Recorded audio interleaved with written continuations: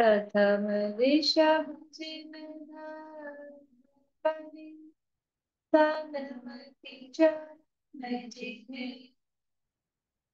विघ्न हर कल कर भव तम दुरित विधि वाणी जिन मुक्ति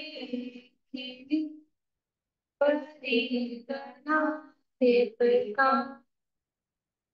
अक्षर पद मय वेद करहि सकल कल्याण गुरु गण सकल ब्रज परम पर व्रत तप धर तनु नगन वंदो शिशिर व्रत तप धर तनु नगन वंदो शिशिर त्रिभुवन तिलयं देवं वन्दे तातिवनेन्द्र परिपूज्यम् पूज्यं अनुपेहाओ भवीयजनार्दनजननीतो त्रिभुवन तिलक शतनेन्द्र वन्दे देव श्री वन्दे हरे नमन शामि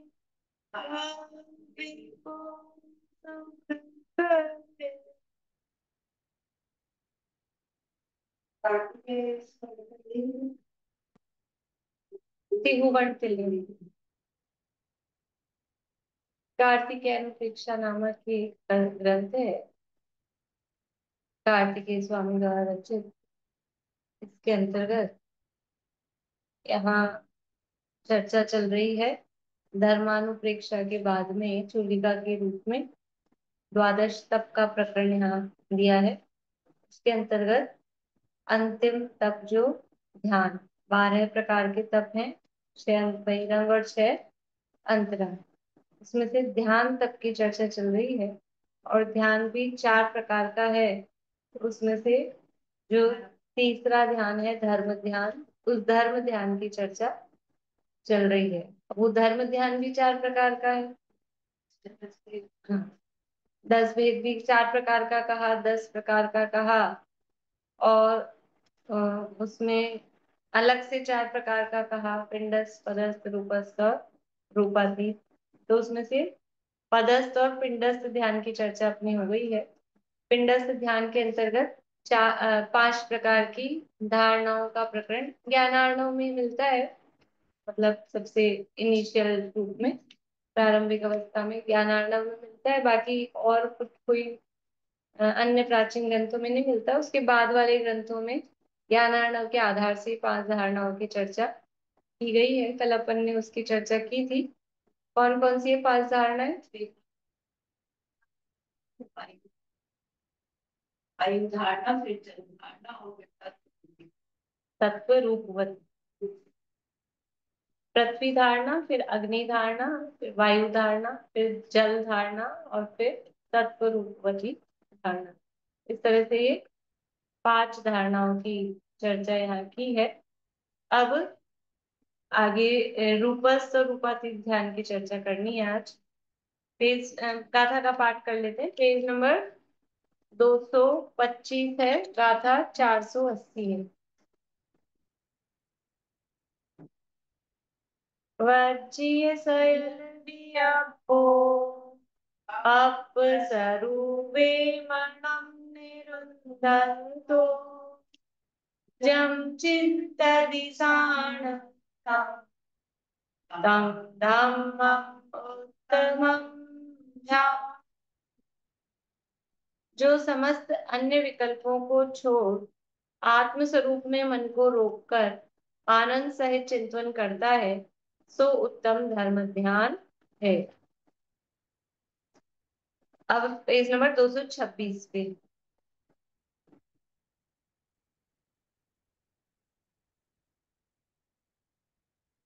पिंड का अर्थ शरीर है, नीचे वाला पैराग्राफ है। उसमें पुरुषाकार अमूर्तिक अनंत चतुष्टय सहित जैसा परमात्मा का स्वरूप है, वैसा ही आत्मा का चिंतन करना सो पिंडस्थ ध्यान है। शरीर में स्थित आत्मा का, पिंड यानी शरीर, शरीर में स्थित आत्मा का ध्यान करना वो पिंडस्थ ध्यान है। और अब आगे अब दूसरा कह रहे हैं रूपस्थ ध्यान। तो रूप अर्थात अरहंत का रूप, रूपस्थ रूप में जो स्थित है। रूप का मतलब क्या है? अरहंत रूप में। अरहंत, अरहंत रूप में दिखाई देते ना अरहंत भगवान। सिद्ध भगवान दिखाई नहीं देते, अरहंत का रूप दिखाई देता है। तो रूप अर्थात अरहंत का रूप। और कैसा अरहंत का रूप? तो समाव शरण में घाती कर्म रहित 34 अतिशय 8 प्रातिहार्य सहित अनंत चतुष्टय मंडित इंद्रादि से पूज्य परम औदारिक शरीर सहित ऐसे अरहंत का ध्यान करना तथा ऐसा ही संकल्प अपनी आत्मा का करके अपना ध्यान करना सो रूपस्थ ध्यान है। कैसा ध्यान करना है रूपस्थ ध्यान में?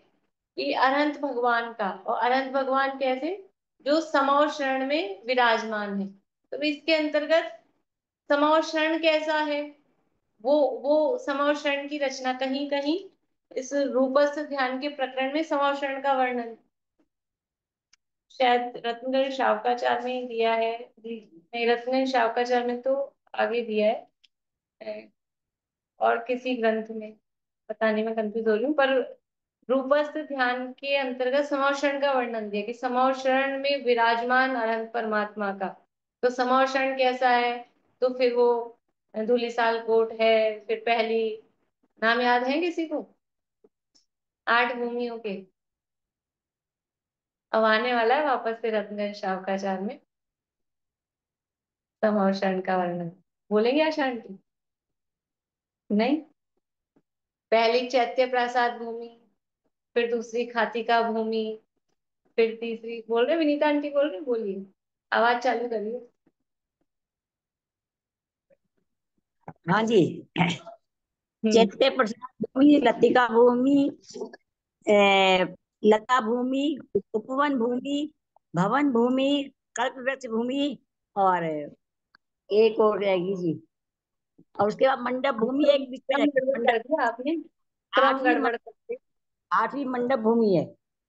हाँ, ध्वजा भूमि रह क्रम, गई, ध्वजा भूमि। हाँ क्रम गड़बड़ कर दिया। लेकिन देखिए मैं बोलती हूँ, आवाज बंद कर लीजिएगा। विनीता आंटी आवाज बंद कर लीजिएगा। पहली है चैत्य प्रसाद भूमि, फिर दूसरी है हाथिका भूमि, तीसरी है लता भूमि, चौथी उपवन भूमि, पांचवी ध्वजा भूमि, छठी कल्प वृक्ष भूमि, सातवीं है भवन भूमि, और आठवीं है श्री मंडप भूमि। ऐसे 8 भूमियां समावशरण में। तो उनके बीच बीच में कोट और वेदी वो भी है, वो अपन ने भी बात नहीं की। तो ऐसा अब अरहंत के स्वरूप का विचार करना है, तो अरहंत तक पहुंचने से पहले समावशरण में आए हैं। तो वहाँ चैत्य प्रसाद भूमि में फिर उसमें क्या क्या है वो, फिर आगे खातिका भूमि में क्या है, फिर लता भूमि में क्या है, उन सब का भी विचार करना, उपयोग को एकाग्र करना है। और उपयोग को एकाग्र करना है। और प्रमुख बात यह है कि बाहर के विकल्पों से बचाना है। अन्य राग द्वेष से के जो विकल्प चलते हैं उनसे बचाना है। तो उनसे बचाने के लिए क्या करेंगे, ये विचार करो। ये एक माध्यम है कि किस तरह से। अब डायरेक्ट सीधे अनंत पर एकदम से किसी से ये नहीं होगा कि अनंत भगवान का विचार करें तो उनके केवल ज्ञान का क्या कैसा विचार करें, नहीं चलेगा एकदम से। तो इस बहाने एक बार उपयोग एकाग्र होने की आदत हो जाए, भटकना छूटे। वो भटकता है ना, वो भटकना छूटे, इन विचारों में आए, फिर वो अरहंत तक पहुंच के, फिर अरहंत के, फिर भी यानी मतलब इस तरह का विचार करके अरहंत भगवान का भी अभी क्या दिख रहा है, तो परमौदारिक शरीर, 34 अतिशयों का विचार करें, फिर जन्म के, केवल ज्ञान के, ये देवव्रत, इन अतिशयों का उस पे उपयोग एकाग्र करें। फिर उसके बाद में ये जो है 8 प्रात्याहार्य आदि, फिर अनंत चतुष्टय पे पहुंचे। तो अब भगवान का केवल ज्ञान कैसा है, अनंत वीर्य कैसा है, अनंत सुख कैसा है, उस पर उपयोग एकाग्र करें। तो वही जो मैं कह रही थी ना, वो जैसे जीतू भाई भाई ध्यान कराते हैं, तो 1 घंटा 2 घंटे का चलता है, तो 2 घंटे तक अकेला ज्ञान, केवल ज्ञान पे ही, अलग अलग कहीं कोई गाथा हो तो उस पे विचार गाथा के माध्यम से, या फिर वो केवल ज्ञान है तो केवल ज्ञान कैसे हुआ, तो फिर गाथिया कर्मों के अभाव पूर्वक, मतलब वही वही उसी उसी स्वरूप को विचार करना। सुख के संबंध में विचार करेंगे तो भगवान का कैसे अनंत सुखी हैं, तो अपने से कंपेयर कर सकते हैं कि वो सुखी कैसे हैं, किन किन चीजों से दुख होता है और उनके ये सब नहीं है, इसलिए वो सुखी हैं। किसी भी रूप में इस तरह से विचार करके, मतलब उपयोग, यद्यपि वो पूर्ण रूप से एक ही गेम में एकाग्र तो नहीं हो रहा है, क्योंकि विचार तो बदल ही रहे हैं, लेकिन बाहर के जो दुर्विकल्प हैं, राग द्वेष रूप जो विकल्प हैं, उनसे बचा जा रहा है। और जो धर्म ध्यान की परिभाषा है, स्वरूप बताया था कि वस्तु स्वरूप का चिंतन करना है, कि रत्नत्रय का चिंतन, या 10 लक्षण धर्म रूप चिंतन, तो वो उसी उसी दायरे में है, इसलिए इनको धर्म ध्यान कहा जा रहा है। उसी दायरे में है ना, इसलिए इसको धर्म ध्यान कहा जा रहा है। रूप अर्थात अनंत का रूप, समौ शरण में घाती कर्म रहित, 34 अतिशय, 8 प्रातिहार्य सहित, अनंत चतुष्टय मंडित, इंद्रादि से पूज्य, परम औदारिक शरीर सहित, ऐसे अनंत का ध्यान करना। शरीर में स्थित अनंत परमात्मा का वो रूप, उस रूप सहित जो है अनंत, यानी सकल परमात्मा का हो, उनका ध्यान करना, वो रूपस्थ ध्यान कहलाता है। तथा ऐसा ही संकल्प अपनी आत्मा का करके अपना ध्यान करना, सो रूपस्थ ध्यान है। ये बृहद द्रव्य संग्रह की टीका में जो ब्रह्मदेव सूरी, उन्होंने इनको आत्मा रूप ही, आत्मा का चिंतन स्वरूप ही इनको लिया, रूपस्थ ध्यान को भी, पिंडस्थ ध्यान को भी, सबको। तो उन्होंने लिखा है सर्व चिद्रूप का ध्यान वो रूपस्थ ध्यान है। चिद्रूप का ध्यान अपने चैतन्य रूप, रूपस्थ करना है ना रूप, तो कौन से रूप का ध्यान करना है, कि चिद रूप, चित रूप का ध्यान करना, उसका नाम रूपस्थ ध्यान है।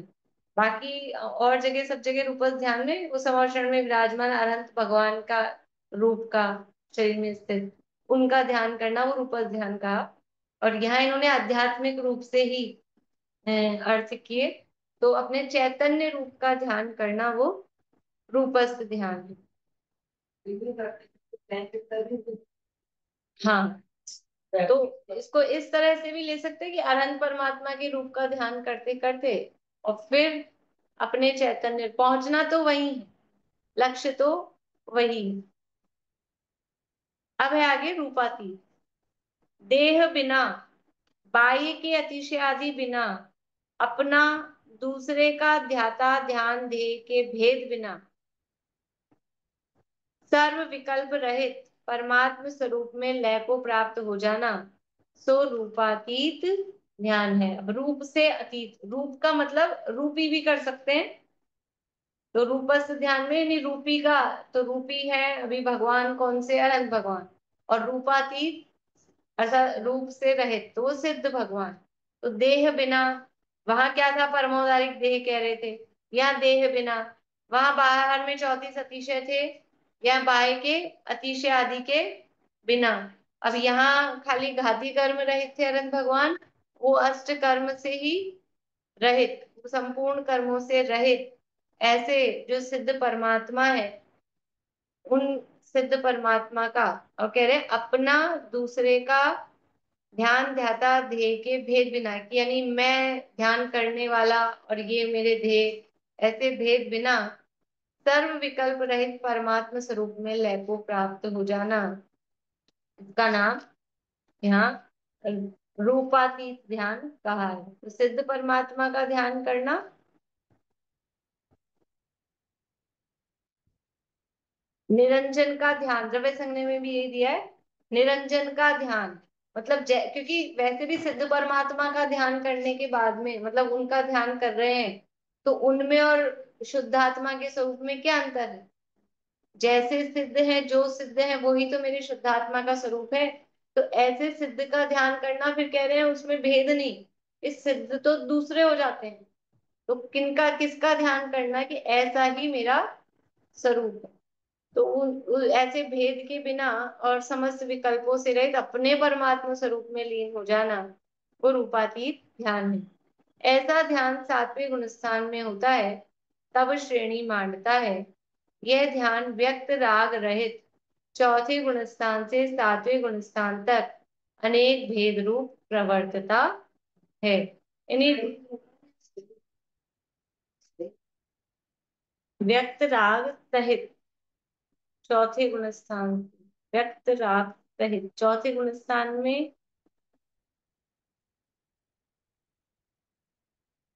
यह ध्यान व्यक्त राग सहित चौथे गुणस्थान से सातवें गुणस्थान तक।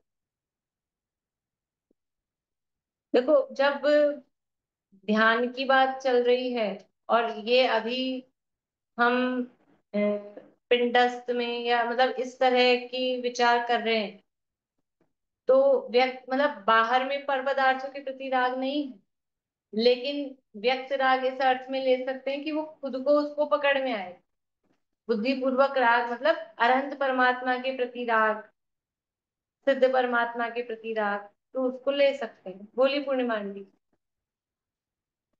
जितनी कसाई चौकड़ी है अभी, उसको उस संबंधी राग भी तो रहेगा ना, सभी उसमें। नहीं, वो तो ये- रहेगा, लेकिन यह हाँ, व्यक्त राग का मतलब है बुद्धिपूर्वक राग। व्यक्त का अर्थ व्यक्त राग बुद्धिपूर्वक देख लगे। के ना, बुद्धिपूर्वक राग सहित चौथे, क्योंकि चौथे गुण स्थान से ले रहे हैं, तो वो जब निर्विकल्प शुद्धोपयोग की दशा होती है तब वहां अबुद्धिपूर्वक राग होता है, तब व्यक्त नहीं। पर ये निर्विकल्प शुद्धोपयोग की दशा नहीं है, जो धर्म ध्यान वाली अभी जो ये पिंडस पदस रूपस रूपाती, इनकी जो चर्चा चल रही है, ये निर्विकल्प आत्मा की अनुभूति रूप ध्यान नहीं है।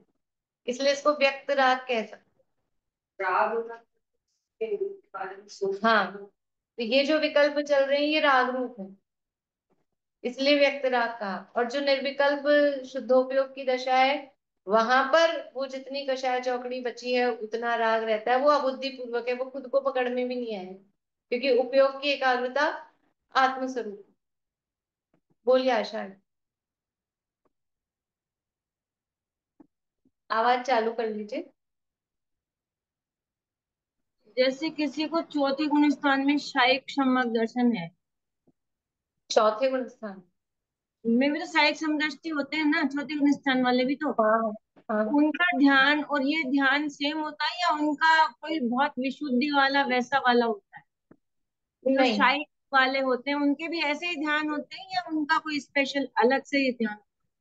उनकी शायद विशुद्धि हो होती है। चाहे क्षयिक हो, वो तो शायिक और क्षयिक तो वो जो तत्संबंधी कर्म है उनके अभाव की या क्षयिक की अपेक्षा से ध्यान में उपयोग में एकाग्रता में इससे कोई फर्क पड़ने वाला नहीं।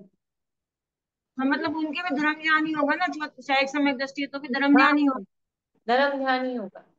चौथे वाला होगा तो उसे कोई शुक्ल ध्यान हो जाएगा ऐसा नहीं, धर्म ध्यान ही रहेगा।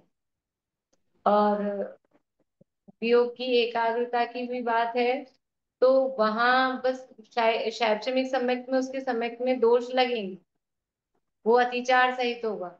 और शायिक सम्यक दर्शन है वो अतिचार रहित है, इतना अंतर है। लेकिन जब भी वो चिंतन के लिए बैठेंगे, तो शैक्षणिक वाले का चिंतन कमजोर होता होगा और शायिक वाले का विशेष होता होगा, ऐसा कुछ नहीं है। शैक्षणिक वाले का भी हो सकता है चिंतन उपयोग के कारण। आवाज बंद कर लीजिएगा। व्यक्ति का क्या लगाना है अर्थ फिर इधर? फिर से बोलिए। व्यक्ति का अर्थ क्या लिखेंगे अपन? व्यक्त का मतलब है बुद्धिपूर्वक, बुद्धि। व्यक्त हो रहा है यानी पकड़ में आ रहा है, वो बुद्धिपूर्वक। अपने शब्द अपन मतलब उससे फैमिलियर है, बुद्धिपूर्वक अबुद्धिपूर्वक से। तो व्यक्त का मतलब है जो पकड़ में आ रहा है, वो व्यक्त है। पकड़ में आ रहा है मतलब बुद्धिपूर्वक।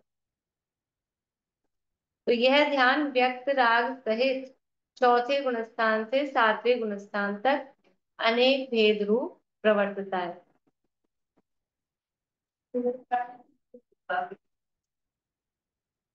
हाँ, वो ये जो ध्यान है, ये ध्यान तो मतलब शुभ भाव रूपी है ना अभी। शुभ भाव रूपी परिणति में शुद्धता चल रही है, लेकिन शुभ भाव रूप ध्यान। अब शुक्ल ध्यान को 5 गाथाओं में कहते हैं। गाथा नंबर 481 है, पेज नंबर 227 है। गाथा बोलते हैं। जथ गुणा सुविशुद्धा ओव समकवणं च जथ कम्माणं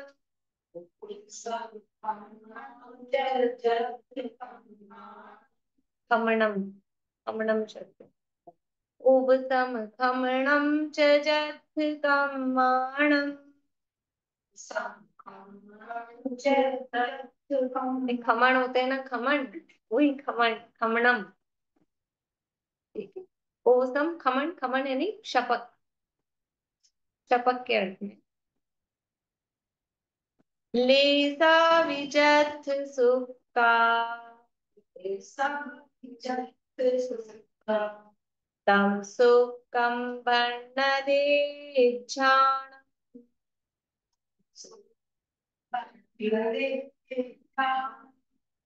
जथ गुणा सुविशुद्धा उव समखमणं च जथ कम्माणं जथ गुणा सुविशुद्धा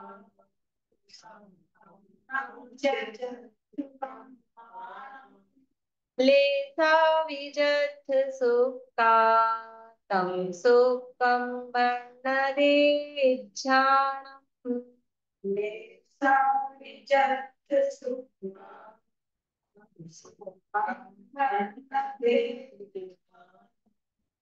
जथ यानी जहाँ, गुणा यानी गुण, सुविशुद्धा अच्छी तरह से विशुद्ध है। जहाँ गुण अच्छी तरह से विशुद्ध हुए हैं, यानी सभी गुणों में निर्मलता आ गई है।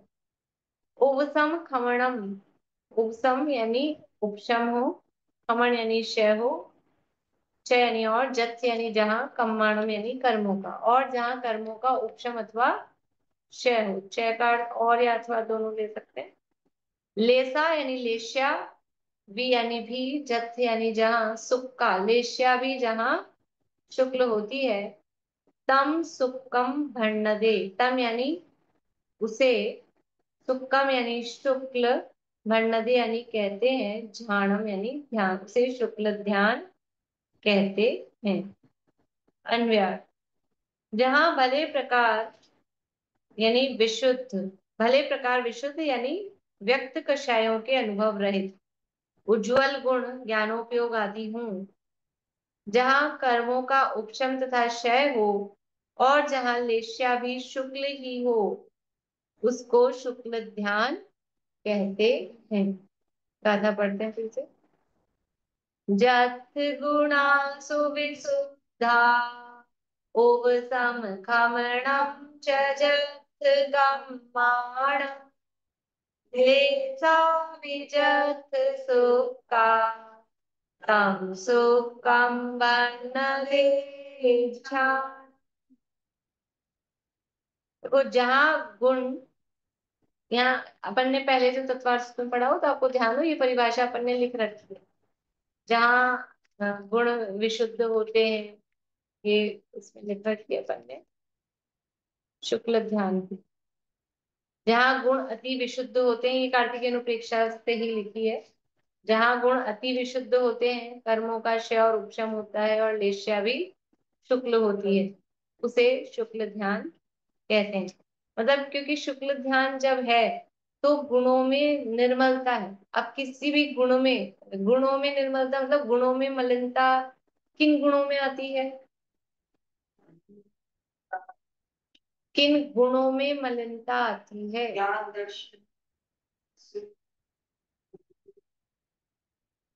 बोलिए निशान। जो आवरण आदि गुण है उनमें मलिनता आती है। किन गुणों में, गुण पूछ रही हूँ, घातीय कर्मों में आती है। कर्म नहीं पूछ रही हूँ। ओ किन गुण, गुणों सॉरी में सॉरी सॉरी, हाँ। मलिनता आती है? हम्म।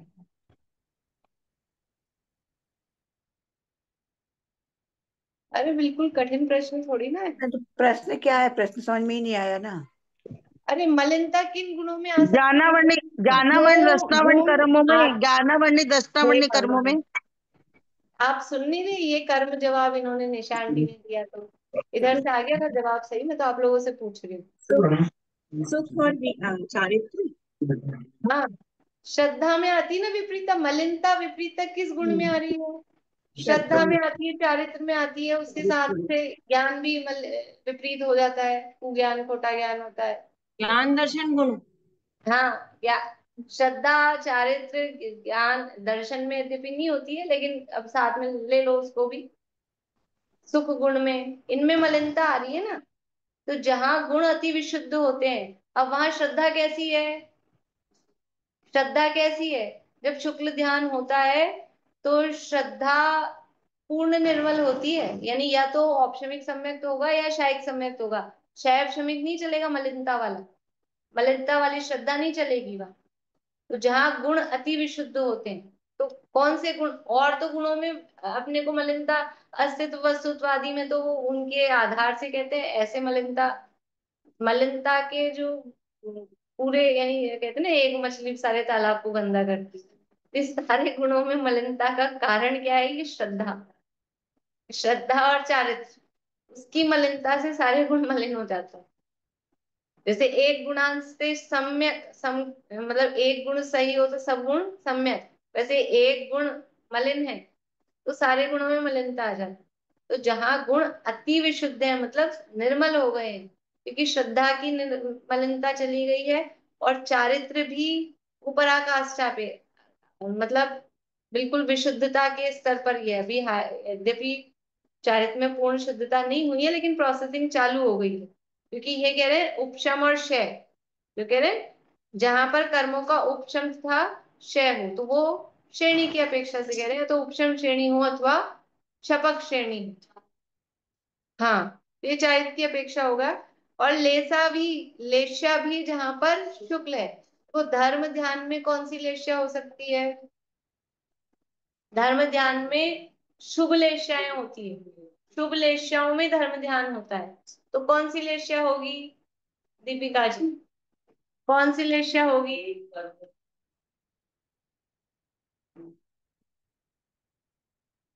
पीत पद शुक्ल वैसे। पीत पद्म शुक्ल, ठीक है ना? ये लेस्या होगी।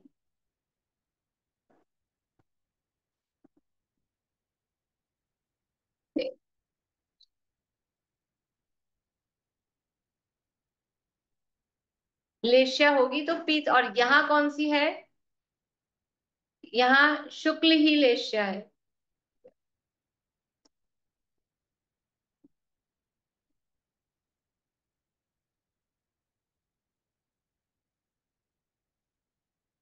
तो कह रहे हैं कि जहां गुण भले प्रकार विशुद्ध हो, उज्जवल हो, कर्मों का उपशम तथा क्षय अर्थात श्रेणी की अवस्था हो। देखो ऊपर जो कहा था कि ये ऊपर वाला भी जो अपन ने पढ़ी थी ना, ऊपर से चौथी लाइन इस पेज की, ऐसा ध्यान सातवें गुणस्थान में होता है तब श्रेणी मानता है।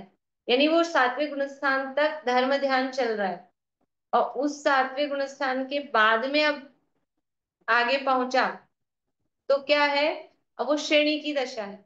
तो वहां पर फिर वो वेश्या भी पूर्ण शुक्ल हो जाएगी, और वो जो अवस्था है, मतलब श्रेणी की अवस्था वहां पर प्रारंभ हो जाएगी, शुक्ल ध्यान होगा। लेशा भी शुक्ल ही हो, उसको शुक्ल ध्यान कहते हैं। भावार्थ, यह सामान्य शुक्ल ध्यान का स्वरूप कहा, विशेष आगे कहेंगे। कर्म के उपशम और क्षय का विधान अन्य ग्रंथों से टीकाकार ने लिखा है, तो आगे लिखेंगे, आगे लिखेंगे।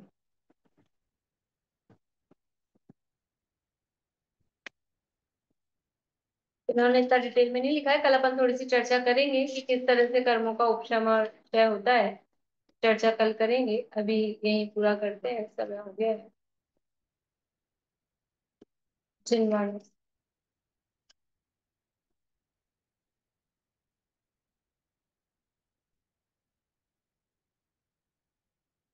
इधर से बोलेंगे कोई?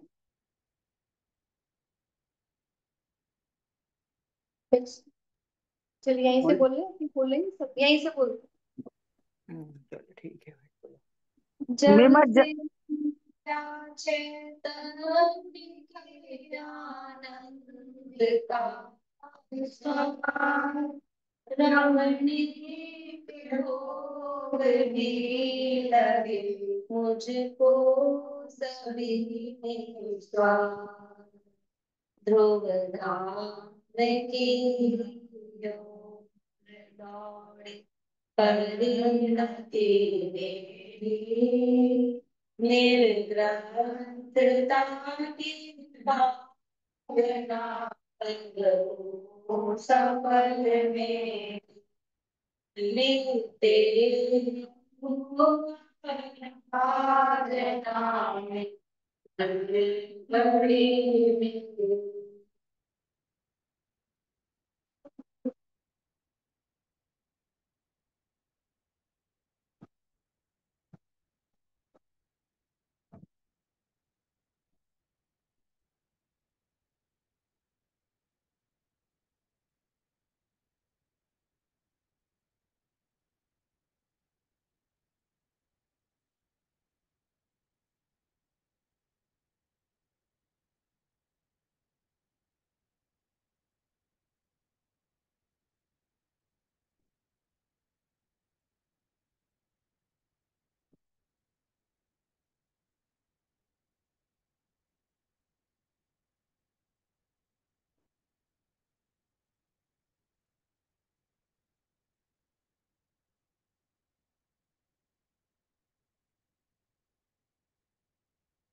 देवदाशा में शिवानी माता। मैम जय श्री। आजकल जय जिनेन्द्र। आजकल जल्दी शुरू होती है क्या क्लास?